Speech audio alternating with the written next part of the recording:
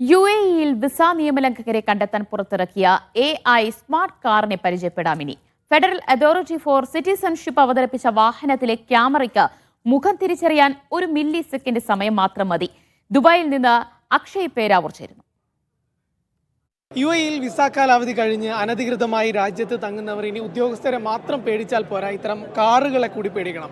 UAE federal authority four citizenship ICP അവതരിപ്പിച്ച ഒരു ഏറ്റവും അഡ്വാൻസ്ഡ് ആയിട്ടുള്ള ഒരു കാറാണ് ഈ കാണുന്നത്. ഇതൊരു ഇലക്ട്രിക് കാറാണ്, പക്ഷേ ഇതിൽ 6 ക്യാമറകളാണ് ഘടിപ്പിച്ചിരിക്കുന്നത്. ഈ 6 ക്യാമറകളിലൂടെ 1 മില്ലി സെക്കൻഡ് പോലും വരുന്നില്ല ഒരാളുടെ ഫേസ് റെക്കഗ്നീഷ് ചെയ്യാൻ. അതായത് ഒരാളുടെ മുഖം തിരിച്ചറിയാൻ 1 മില്ലി സെക്കൻഡ് മാത്രം മതി ഈ ക്യാമറകൾക്ക് എന്നുള്ളതാണ് ഈ ഒരു കാറിൻ്റെ ഏറ്റവും വലിയ പ്രത്യേകത.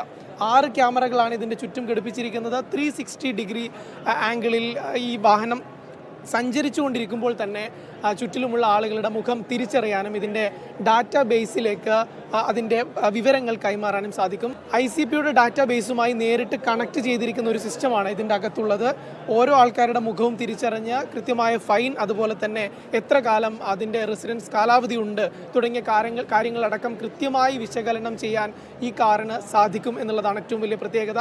തുടക്കത്തിൽ പിഴ മാത്രമേ ഈ കാർ ഈടാക്കൂ എന്നുള്ളതാണ് ഇപ്പോൾ നിലവിൽ നമുക്ക് ലഭിക്കുന്ന വിവരം. 2026 കൂടി ഈ കാർ നിരത്തുകളിൽ നമുക്ക് കാണാൻ സാധിക്കും.